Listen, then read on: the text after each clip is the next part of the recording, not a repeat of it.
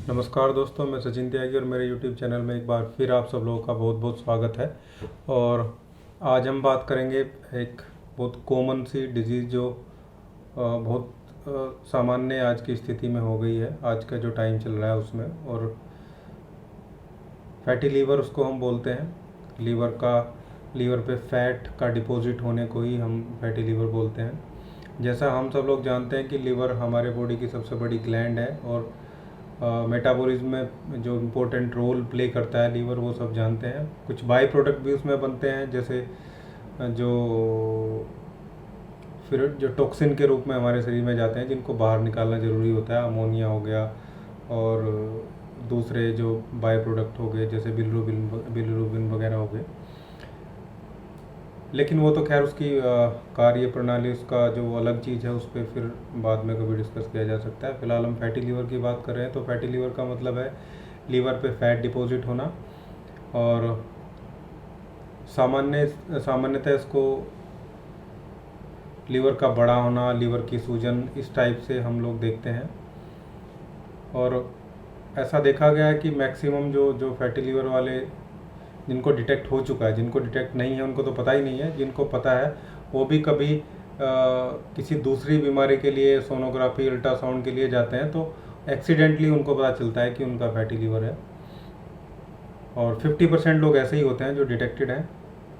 उनमें से जो टोटल डिटेक्टेड है उनमें से 50% लोग ही ऐसे हैं जिनको कोई सिम्टम्स, कोई लक्षण आते हैं और फिर वो उसकी सोनोग्राफी या दूसरे टेस्ट के लिए जाते हैं तो उनको डिटेक्ट होता है। लेकिन 50% एक्सीडेंटली डिटेक्ट होते हैं। और सामान्य सी स्थिति है। और अगर मेडिकल साइंस और साइंस के जो सर्वे हैं उनको देखें तो लगभग 25% जो लोग हैं टोटल पॉपुलेशन के वर्ल्ड में, खासकर जिनकी एज 30 to 45 के बीच में है, वो इस पर्टिकुलर की जो पर्टिकुलर ये डिज़ीज़ है इससे पीड़ित हैं। और बहुत बड़ा नंबर ये बैठता है। लगभग देखा जाए तो 25% का मतलब हुआ कि बहुत सारी दो बड़ी बीमारियों जैसे डायबिटीज़ हो गया, आर्थराइटिस हो गया, इन दोनों बीमारियों के रोगी जितने टोटल जोड़ के बैठते हैं उतने फैटी लीवर के बैठ जाते हैं। और ये दो टाइप का होता है वैसे, नॉन एल्कोहलिक फैटी लीवर और alcoholic fatty liver. Non alcoholic fatty liver जो कॉमनली देखा गया है और उन लोगों में होता है जो शराब नहीं पीते हैं। एल्कोहलिक फैटी लीवर उन लोगों में होता है जो शराब पीते हैं। और इसके जो स्टेज हैं वो भी उसमें देखी गई हैं। ग्रेड में भी जब हम सोनोग्राफी कराते हैं, अल्ट्रासाउंड कराते हैं, तो वहाँ पे ग्रेड भी कई बार लिखा होता है, ग्रेड 1, ग्रेड 2, ग्रेड 3। लेकिन यहाँ हम देखें इसकी स्टेज में तो इसमें सबसे पहले हमें देखने को मिलेगा कि भाई जो हमारा लीवर है जो फर्स्ट स्टेज में है, वहाँ पे बहुत माइंडली, बहुत थोड़ी सी मात्रा में 5% to 10% के आसपास फैट वहाँ पे रहता है। और मोस्टली कंडीशन में कोई सिम्टम्स यहाँ नहीं देखे जाते हैं, ना कोई बड़ी प्रॉब्लम यहाँ पे किसी के सामने क्रिएट होती है। लेकिन जब ये सेकंड स्टेज में जाता है तो वहाँ पे प्रॉब्लम क्रिएट होने लगती है। सेकंड स्टेज नॉन एल्कोहलिक की हम बात कर रहे हैं फिलहाल। तो नॉन एल्कोहलिक की स्टेज में फर्स्ट स्टेज हो गई जहाँ पे बहुत सारी चीज़ें हमें नहीं दिख रही। सेकंड स्टेज जहाँ पे थोड़ी स्थिति चेंज हो जाती है और उस कंडीशन को हम नैश बोलते हैं, नॉन एल्कोहलिक स्टेटोहेपेटाइटिस। और उस कंडीशन में क्या होता है कि यहाँ थोड़ा सा डीजनरेटिव जो चेंजेस है लीवर सेल्स में वो होना स्टार्ट हो जाता है। जो लीवर की सेल्स को जनरेशन, डीजनरेशन का जो प्रोसेस है उसमें अवरुद्धता, उसमें बाधा उत्पन्न हो जाती है। और यहाँ थोड़े से सिम्टम्स रोगी को आने लगते हैं, जिस पे हम डिस्कस करेंगे भी बाद में। जो नेक्स्ट यहाँ पे इसको ट्रीट करना भी बहुत ज़रूरी है। रिवर्सेबल है, यहाँ तक भी फर्स्ट स्टेज भी रिवर्सेबल है, सेकंड स्टेज भी रिवर्सेबल है।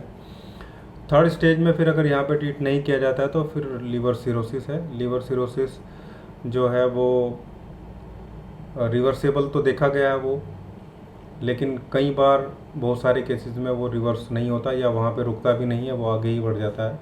उसमें क्या होता है, जो लीवर का सरफेस है, जो लीवर है, उसमें हार्डनेस आ जाती है, सिकुड़ जाता है, वो छोटा हो जाता है, छोटा होता चला जाता है। और फिर वहाँ पे उसको ट्रीट नहीं किया गया, उसको वहाँ पे नहीं रोका गया, तो फिर फर्दर स्टेज में जो है लीवर कैंसर की तरफ जो रोगी है वो बढ़ जाता है। तो ये टोटल 4 स्टेजेस में हम इसको देख सकते हैं। Fatty liver first stage, second stage NASH, और third stage cirrhosis, fourth stage liver cancer. यहाँ फर्स्ट स्टेज से स्टार्ट होकर वो फोर्थ स्टेज तक उसको ले जा सकते हैं अगर उसको अनट्रीटेड ऐसे ही छोड़ दिया जाए तो। और मैनेजेबल है वैसे तो। फैटी लीवर 100% क्यूरेबल है, कोई प्रॉब्लम नहीं है। नैश तक भी क्यूरेबल है, सिरोसिस तक भी ठीक होता है, उसमें कोई प्रॉब्लम वाली बात नहीं है। लेकिन प्रॉपर उसकी जो डाइट है और दूसरी चीज़ें हैं वो हमें मैनेज करके चलनी होती हैं। अब अगर हम इसके कारणों की बात करें तो नॉन एल्कोहलिक फैटी लीवर में तो अल्कोहल ही मेन कारण होता है। और एल्कोहलिक फैटी लीवर में ज़्यादा जो नॉर्मल मात्रा है अल्कोहल लेने की, वो उससे कहीं ज़्यादा कोई लोग लेते हैं, उससे ज़्यादा फ्रिक्वेंसी में लेते हैं। जैसे वीकली ओकेजनली तो मैनेजेबल है, लेकिन कोई ज़्यादा लेता है और जो क्वांटिटी भी ज़्यादा ले रहा है और फ्रिक्वेंसी भी उसकी ज़्यादा है, तो उसके लीवर में फिर फैटी होने के चांसेस ज़्यादा हैं। और वो नॉन एल्कोहलिक फैटी लीवर से थोड़ा ज़्यादा खतरनाक टाइप का होता है, क्योंकि वहाँ जो चेंजेस हैं लीवर में, डीजनरेटिव चेंजेस हैं, वो ज़्यादा जल्दी होने लगते हैं और ज़्यादा होते हैं, जिनको रिवर्स करने में फिर प्रॉब्लम होती है। फिर ये एक कारण हो गया अल्कोहलिक फैटी लीवर का। नॉन एल्कोहलिक फैटी लीवर में सबसे बड़ा जो कारण है वो है मोटापा, ओबेसिटी। जहाँ पे नॉर्मल वेट से ज़्यादा वेट कैरी करते हैं लोग, तो सीधी सी बात है इंटरनल ऑर्गन पे भी ज़्यादा वेट रहेगा। कुछ मेडिसिन जैसे स्टेरॉयड बहुत ज़्यादा लेना, पेन किलर्स बहुत ज़्यादा यूज़ करना, ये सारी स्टेजेस, सारी कंडीशन जो हैं फैटी लीवर की प्रोन है, मतलब वहाँ ज़्यादा चांसेस रहते हैं कि उस आदमी को फैटी लीवर हो सकता है। बहुत ज़्यादा लिथार्जी आदमी जो पूरा दिन एक्टिविटी जिसकी ज़ीरो है, फिजिकल एक्टिविटी भी ज़ीरो है, मेंटल एक्टिविटी भी मोस्टली ज़ीरो रहती है। हालांकि जो मेंटल एक्टिविटी भी करते हैं लेकिन फिजिकल एक्टिविटी ज़ीरो है, उनको भी इसको होने के चांसेस हैं। फिर ऐसा खाना खाने वाले जिसमें फ़ैट की वैल्यू ज़्यादा है, कैलोरी बहुत ज़्यादा है और फिर वो बर्न भी नहीं होती है। तो ये सब जो कारण हैं, जो जेनेटिक भी हो सकता है, फैमिली में भी चल सकता है, ये सारे कारण हैं जिनकी वजह से फैटी लीवर होता है। और इसके लक्षण सिम्टम की अगर हम बात करें तो मोस्टली केसेस में तो कोई सिम्टम दिखते नहीं हैं। मोस्टली मतलब 50% केसेस में के आसपास कोई सिम्टम्स इसमें कोई ख़ास नज़र नहीं आते हैं, जो एक्सीडेंटली डिटेक्ट होने वाले केस हैं, क्योंकि उनको पता नहीं है उनको था या उनको है। लेकिन जहाँ सिम्टम्स आ रहे हैं, जहाँ पे सिम्टम्स नज़र आते हैं, उस जगह जो है राइट जो ये वाला पार्ट है लीवर एरिया जिसको बोलते हैं, यहाँ पे हैवीनेस, हल्का फुल्का पेन उसमें देखने को मिलेगा।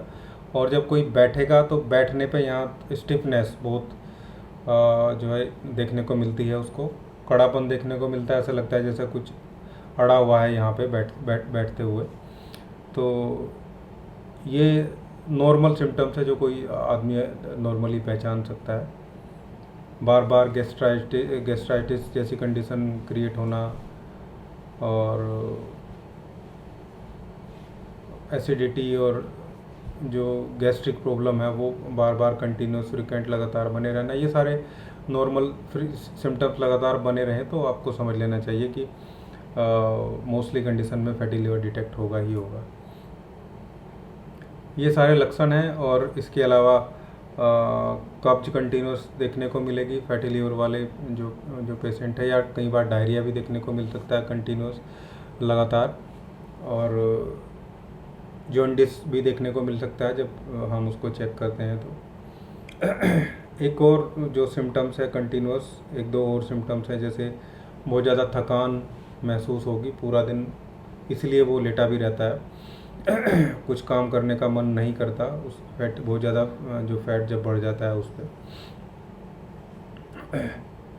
और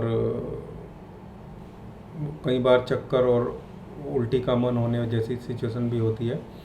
और सेकंड स्टेज में या थर्ड स्टेज में, मतलब सिरोसिस वाली स्टेज में आने के बाद शरीर में खुजली बहुत ज़्यादा, सूखी खुजली पूरे शरीर में कंटिन्यूस जो बनी रहेगी, और पैरों में सूजन देखने को मिलती है। ये नैस वाली जो सिचुएशन है सेकंड स्टेज में जो है वो जाने के बाद वहाँ वो स्थिति देखने को मिलती है। तो ये इसके लक्षण थे, कारण लक्षण हमने देख लिया। अब हम अगर इन्वेस्टिगेशन की बात करें भाई कैसे डिटेक्ट करते हैं फैटी लीवर को, तो इसमें सबसे ज़्यादा यूज़ तो अल्ट्रासाउंड ही होता है, यूएसजी सोनोग्राफी से डिटेक्ट होता है लीवर का साइज़, और दूसरी अजम्पशन जो है वो उसमें दिखती हैं, डिजेनरेटिव चेंजेस, उसका जो टेक्सचर है वो कैसा है, स्मूथनेस कैसी है उसके सरफेस पे। फिर लीवर फंक्शन भी साथ के साथ टेस्ट कराना ज़रूरी है कि भाई लीवर के फंक्शन में क्या ऊपर नीचे हो रहा है। इसमें खासकर जो है वो SGOT, SGPT और GGT वगैरह देखे जाते हैं। दूसरे जो रेशियो हैं वो भी चेक किए जाते हैं डिजेनरेटिव चेंजेस के लिए, और मोस्टली इन्हीं से डिटेक्ट हो जाता है। और बहुत क्रोनिक वाली सिचुएशन है तो कई बार, क्योंकि हेपेटाइटिस सी भी एक कारण है, हेपेटाइटिस किसी भी टाइप की हेपेटाइटिस में लीवर फैटी हो जाता है। हेपेटाइटिस सी का टेस्ट भी जो है वो मोस्टली केस में कराया जाता है। CT स्कैन कराया जा सकता है उसको और डीपली चेक करने के लिए।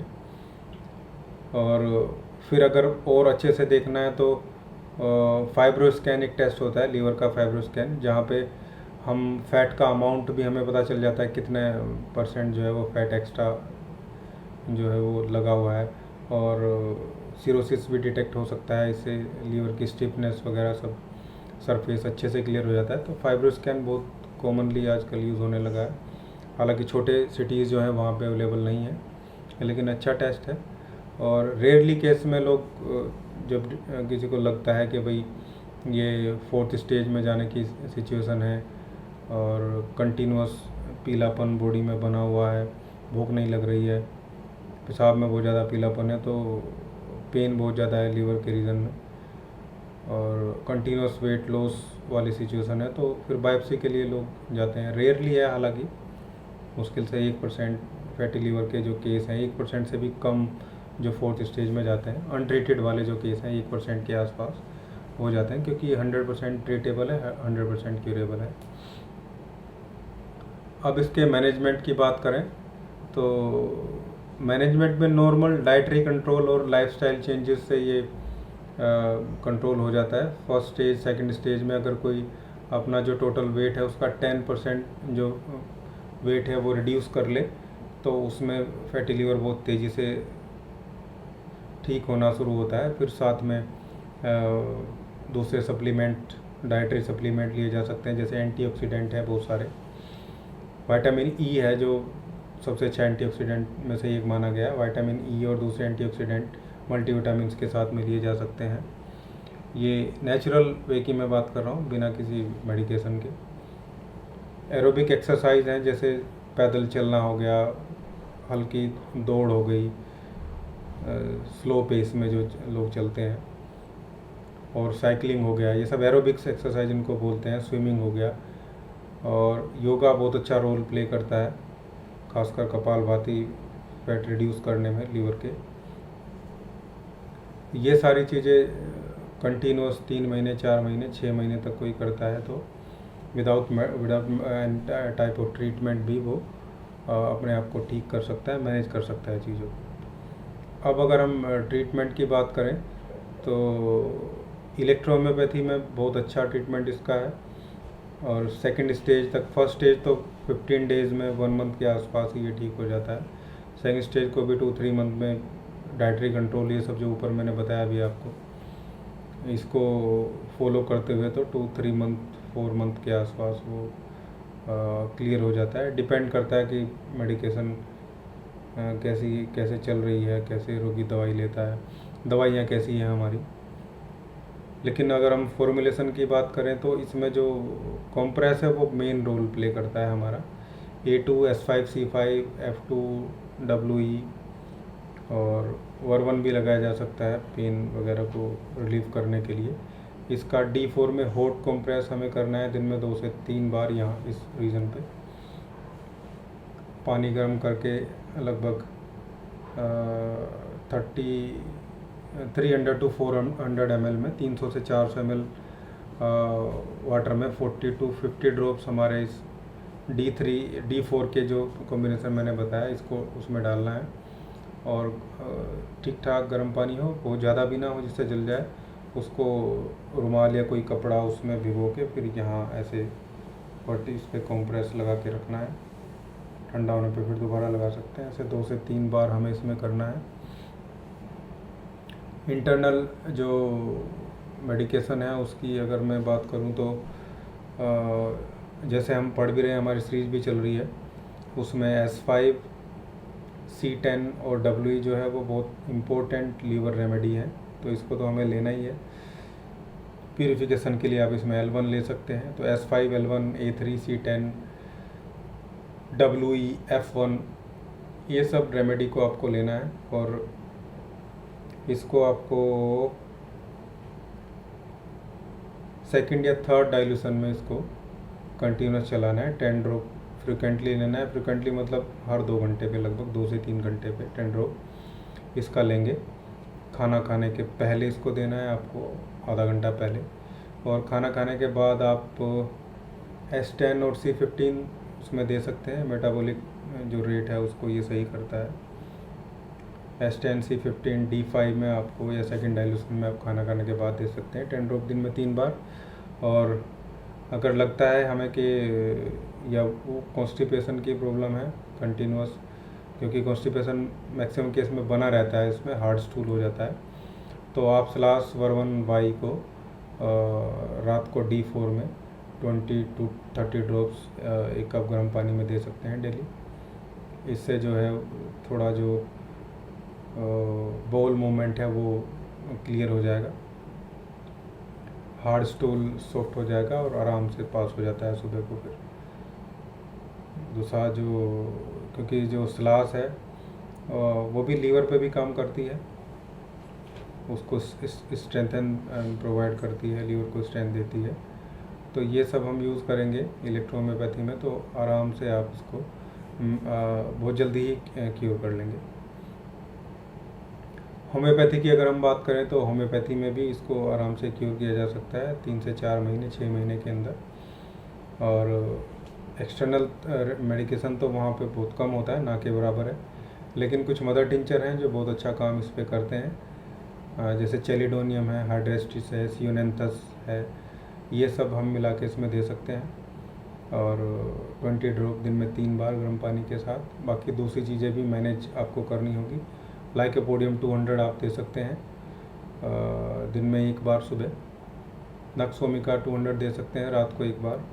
तो ये सब होम्योपैथी में आप इसको आराम से ठीक कर सकते हैं। होम्योपैथी में भी ये दोनों ही टाइप के जो ट्रीटमेंट है दोनों प्योर नेचुरल है, साइड इफ़ेक्ट भी कुछ नहीं है इनका, और बहुत अच्छे से ये क्योर करते हैं। क्योर हुए हैं लोग, हमने भी किए हैं, आप लोगों ने भी किए होंगे, और बहुत सारे लोग हैं जो करते हैं आराम से। जो मैनेजेबल चीज़ें हैं, इवन सिरोसिस तक इन सब से ही क्योर हो जाता है, ठीक हो जाता है मतलब। तो ये था आज का हमारा टॉपिक फैटी लीवर पे। फैटी लीवर क्या है, उसके कारण, लक्षण, कैसे डायग्नोस करते हैं और उसका ट्रीटमेंट कैसे करते हैं। उम्मीद करता हूँ आपको वीडियो अच्छी लगी होगी। वीडियो अच्छी लगी है तो लाइक कीजिएगा, शेयर कीजिए, और अभी तक आपने चैनल को सब्सक्राइब नहीं किया है तो प्लीज़ सब्सक्राइब कीजिएगा। Thank you.